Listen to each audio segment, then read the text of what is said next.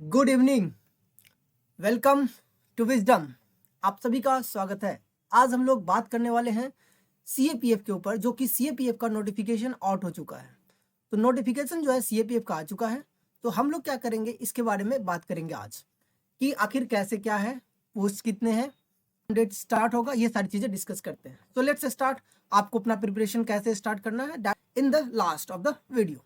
सो C CAPF assistant commandant AC 2026 notification out. ये जो है 2026 के लिए नोटिफिकेशन आ गया है भाई आप लोगों के लिए। भाई एप्लीकेशन स्टार्ट जो होगा वो होगा 20 फरवरी 2026 को से ये स्टार्ट हो जाएगा। लास्ट डेट जो होगा इसका एप्लीकेशन का वो आप 12 मार्च तक फॉर्म फिल कर सकते हैं, शाम के 6 बजे तक। एग्जाम डेट जो कि बहुत इंपॉर्टेंट है, आपको अपने माइंड में अभी से बैठा के रख लेना है कि एग्जाम डेट कब है। तो आपको ये नोट डाउन कर लेना है कि भाई 19 जुलाई को इस बार सीएपीएफ का पेपर है। जनरली ये सीएपीएफ का पेपर जो होता था ना, ये अगस्त में होता था, बट इस बार जो है जुलाई में ही हो रहा है। अब हम एलिजिबिलिटी की बात करेंगे। उससे पहले जो भी एलिजिबल कैंडिडेट होगा उसका एडमिट कार्ड कब रिलीज होगा। तो एडमिट कार्ड जो है आपका last working days of the preceding week, यानी कि एग्जामिनेशन का जो डेट है उससे पिछले वाले वीक में जो लास्ट उसका वर्किंग डे होगा उस दिन को ये रिलीज करेगा। देन अब लोग बात करते हैं टेंटेटिव वैकेंसीज कितनी है। तो इस बार जो है बीएसएफ में सबसे ज्यादा पोस्ट है, जो कि हर बार की तरह जनरली बीएसएफ में ज्यादा पोस्ट होता है, तो 108 पोस्ट है। सीएपीएफ में 106 है। आईटीबीपी में बहुत कम है, इस बार सिर्फ 12 सीट्स है। And SSB 53 and CISF 70। Total 349 seats है, कम नहीं है। जनरली 250 के लिए वैकेंसीज आती है, इस बार 349 है, तो कंपेरेटिवली ज़्यादा है और ये वैकेंसीज बढ़ भी सकती है। चलो एलिजिबिलिटी कंडीशन की बात करते हैं। तो जो nationality, no person who is not a citizen of India shall, except with the consent of the central government signified in writing, be appointed or employed under these rules। यानी कि specially Indians के case में होगा, कोई भी outside the country of India नहीं होगा। Gender की बात करें तो हाँ, मेल और फीमेल दोनों एप्लीकेबल है for the post of assistant commandants. Age limit की बात की जाए तो 20 से 25 ईयर्स एज होता है। 20 से 25 ईयर्स का एज लिमिट होता है और वो होना चाहिए आपका जो डेट ऑफ बर्थ है वो 2 अगस्त 2001 से 1 अगस्त 2006 के बीच में होना चाहिए। और इसके अलावा एज रिलैक्सेशन भी दी गई है, जैसे 5 ईयर का एज रिलैक्सेशन है candidates who belong to the schedule caste and schedule tribe, SC and STs के लिए। इसके बाद आपको 3 ईयर्स का जो है एज रिलैक्सेशन है आपका अदर बैकवर्ड क्लास के लिए, ओबीसी के लिए। एंड 5 ईयर का अदर जो है आपको मिलता है years for the civilian central government servants के लिए, जो पहले से किसी न किसी सर्विस में उसके लिए। 9 क्वालिफिकेशन की बात करेंगे। क्वालिफिकेशन जो है आपका must hold a bachelor degree of a university, India के किसी भी यूनिवर्सिटी से जो रिकॉग्नाइज यूनिवर्सिटी है उससे आपका बैचलर होना चाहिए। एंड अगर आप फाइनल ईयर स्टूडेंट है तो भी आप एलिजिबल हैं, आप अप्लाई कर सकते हैं। बट आपका जो पीएसटी होगा, फिजिकल जो होगा, फिजिकल जो होता है फिजिकल एलिजिबिलिटी टेस्ट, उससे पहले आपको क्या होना चाहिए, आपका डिग्री क्लियर हो जाना चाहिए। देन अगर आपके पास एनसीसी सर्टिफिकेट है बी या सी, देन आपको एक्स्ट्रा एडवांटेज मिलेगा, interview and personality test only. Qualification will be given consideration. Fee की बात करें 200 रुपये लगेंगे सभी कैंडिडेट को, except female and SC ST को छोड़ के। आप ऑनलाइन पे कर सकते हो। सिलेक्शन प्रोसेस जो कि वेरी इंपॉर्टेंट है, हमें समझना है, क्योंकि यही हमारे लिए अंडरस्टैंडिंग का काम है कि एग्जामिनेशन में सिलेक्शन प्रोसेस कैसा होता है। पहला जो होता है रिटन एग्जामिनेशन होता है, जो कि कंडक्ट करता है यूपीएससी। और ये जो एग्जाम होने वाला है वो 19 जुलाई को होगा। इसमें 2 पेपर होते हैं, पेपर 1 और पेपर 2। पेपर 1 का जो मार्क्स होता है वो होता है general ability and intelligence test, जो कि 250 मार्क्स का होता है। यानी कि यहाँ 125 क्वेश्चन होते हैं और 2 मार्क्स ईच क्वेश्चन होते हैं। इसके अलावा पेपर 2 होता है जो कि क्वालिफाइंग नेचर का होता है, जिसमें आपको पेपर 2 जो कि डिस्क्रिप्टिव होता है। क्या होता है? डिस्क्रिप्टिव, यानी कि आपको लिखना होगा। इसमें 200 मार्क्स का पेपर होता है जिसमें आपको ऐसे कंपोनेंट होता है जो कि हिंदी और इंग्लिश में भी लिख सकते हो। इसके अलावा बाकी की जो रेस्ट ऑफ द पेपर होता है यानी कि 120 मार्क्स का जो पेपर होता है वो सिर्फ और सिर्फ इंग्लिश में कंडक्ट, इंग्लिश होते हैं लैंग्वेज, वहाँ पे हिंदी में नहीं लिख सकते। जैसे हुआ उसमें आते हैं आपको रीडिंग कॉम्प्रिहेंशन, प्रिसाइज राइटिंग होता है, उसके बाद अदर लैंग्वेज वगैरह टेस्ट होता है, जैसे वोकैब का कुछ क्वेश्चन आते हैं, ठीक है, ग्रामर से कुछ क्वेश्चन आते हैं, ये सारी चीजें आते हैं। अब ध्यान रखने वाली बात है कि कोई भी कैंडिडेट इंश्योर करना होता है कि पेपर 2 दे write answer only in the medium allowed to the commission. आप चूज करोगे जब आप फॉर्म भरोगे ना, उस टाइम पे आप चूज करोगे कि कौन सा लैंग्वेज में आप पेपर 2 अटेम्प्ट करना चाहते हो, उसी लैंग्वेज में आपको ऐसे लिखना है।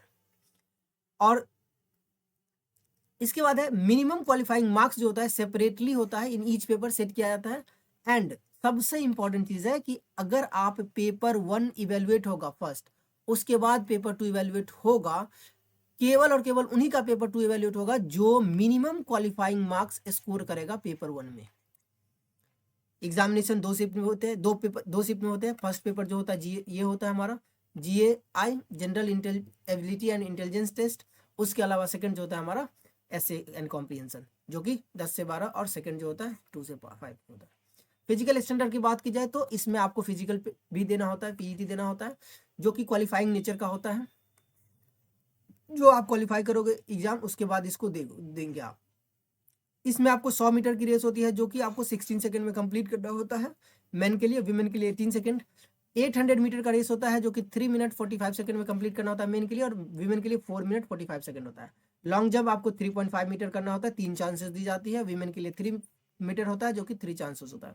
और शॉर्ट पुट जो आपको 7.26 kg का थ्रो करना होता है, और उसमें आपको मेल के लिए होता है 4.5 मीटर फेंकना होता है 3 चांस, फीमेल के लिए नहीं फेंकना होता है फीमेल को। So now interview personality test. Interview जो होगा आपका 150 मार्क्स का होता है। अगर आप पेपर 1 पेपर 2 अच्छे से करके आते हो, अच्छा मार्क्स लेकर आते हो, देन आप अगर क्वालिफाई करते हो तो then you will go to appear for the interview personality test. यहाँ मैक्सिमम अब तक जो है ना 105 या 110 के बीच में मैक्सिमम मार्क्स अभी तक अटेंड किया है किसी भी स्टूडेंट ने। तो ऑन एन एवरेज यहाँ पे आप 70 to 90 मार्क्स स्कोर कर सकते हो, और इतना अगर कर रहे हो तो यू आर गुड। नाउ इसके बाद अगर आप ये भी क्लियर करते हो, फिर आप मेडिकल स्टूडेंट जाओगे, इसके बाद फाइनल मेरिट लिस्ट आएंगे। फाइनल मेरिट लिस्ट जो होगा वो बेस बनेगा on the basis of mark obtain in the written examination and then personal interview, personality test and interview में। अब हम सिलेबस की बात करते हैं जहां से हमें पेपर की अंडरस्टैंडिंग होगी, और फिर PYQ वगैरह आप उसको सी कर देखोगे PYQ लास्ट ईयर का, तो आपको काफी अच्छी अंडरस्टैंडिंग होगी। तो let's see what is the paper 1। Paper 1 general ability and intelligence test. इसमें आपको जनरल एंड मेंटल एबिलिटी 10 से 15 क्वेश्चन आते हैं मैथ्स पे, जनरली 2-3 क्वेश्चन रीजनिंग के भी आते हैं। इसके बाद जनरल साइंस से क्वेश्चन आते हैं, जहां आपको जनरल साइंस में scientific temper, comprehension and apprehension of scientific phenomena, everyday observe, ये सारी चीजें इंपॉर्टेंस लाइक जो है information technology, biotechnology, environmental science, ये सब टॉपिक बहुत इंपॉर्टेंट है। और ये जो टॉपिक लिखा है ना भाई, यही रामबाण है, इसी को लेके प्रिपेयर करना है। Next current event, current affair हमेशा इंपॉर्टेंट रहा है आपको, लिटरेचर से, स्पोर्ट्स से, गवर्नेंस से, सोसाइटल एंड डेवलपमेंट इशू से, industrial business, globalisation, interplay among nation, ये सब चीज़ों से। पॉलिटी एंड इकोनॉमी हमेशा से, पॉलिटी से 15 से 20 क्वेश्चन आते हैं, इकोनॉमी से 12 से 15 क्वेश्चन आते हैं। इसके अलावा इंडियन एंड हिस्ट्री से भी क्वेश्चन आते हैं, ऐसा नहीं कि नहीं आते हैं, हिस्ट्री से भी क्वेश्चन आते हैं। एंड इसके अलावा इंडिया एंड वर्ल्ड ज्योग्राफी, जो कि यहाँ से भी 15 से 22 क्वेश्चन आते हैं, 1-2 नहीं। ये है पेपर 2 हमारा जनरल स्टडीज, जिसमें कॉम्प्रिहेंशन ऐसे आता है। ऐसे आप इंग्लिश 80 मार्क्स का 4 ऐसे होता है, लिखना होता है। हर एक ऐसे पे 20 मार्क्स का पेपर होता है, 4 ऐसे आपको लिखना होता है। फिर इसमें आपको मॉडर्न टॉपिक जो होता है इंडियन हिस्ट्री बेस्ड होगा, मॉडर्न हिस्ट्री से, फ्रीडम स्ट्रगल से, ज्योग्राफी से, पॉलिटी से, इकोनॉमी से, ये सारी चीज़ों से आता है। देन पार्ट बी कॉम्प्रिहेंशन होता है, जो कि आपका प्रिसाइज राइटिंग होता है, एंड स्किल इंग्लिश वगैरह, इंग्लिश पे होता है, 120 मार्क्स का होता है टोटल पार्ट बी का, और ये 80 मार्क्स का होता है। अब है कि हम लोग इस पेपर को अप्रोच कैसे करेंगे, कि भाई जब हम अपियर हो रहे हैं तो हम इस पेपर को अप्रोच कैसे करेंगे, क्या गोल सेट करोगे क्लियर करने के लिए। तो आपको ध्यान रखना है कि आपको पेपर 1 में टारगेट करना है कि आपको 135 प्लस लाना है, 135 प्लस। एंड जो आपका पेपर 2 होगा, इस पेपर 2 में आपको कोशिश करना है कि 70 to 80 मार्क्स लाया जाए। इतना अगर आ रहा है तो आप बहुत अच्छे सेफ स्कोर है आपका, और इंटरव्यू में आप ले आओ 70 to 90, इनफ है। अब करना क्या है इतना मार्क्स लाने के लिए? तो पेपर 1 में आपको 135 मार्क्स लाने के लिए आपको सिलेबस का अंडरस्टैंडिंग और अच्छी सी प्रिपरेशन होनी चाहिए, जिसके लिए आपको स्टैंडर्ड बुक फॉलो करना चाहिए, और उसको आप फॉलो करोगे तो आसानी से आप क्लियर कर सकते हो। जैसे पॉलिटी के लिए आप एम लक्ष्मीकांत,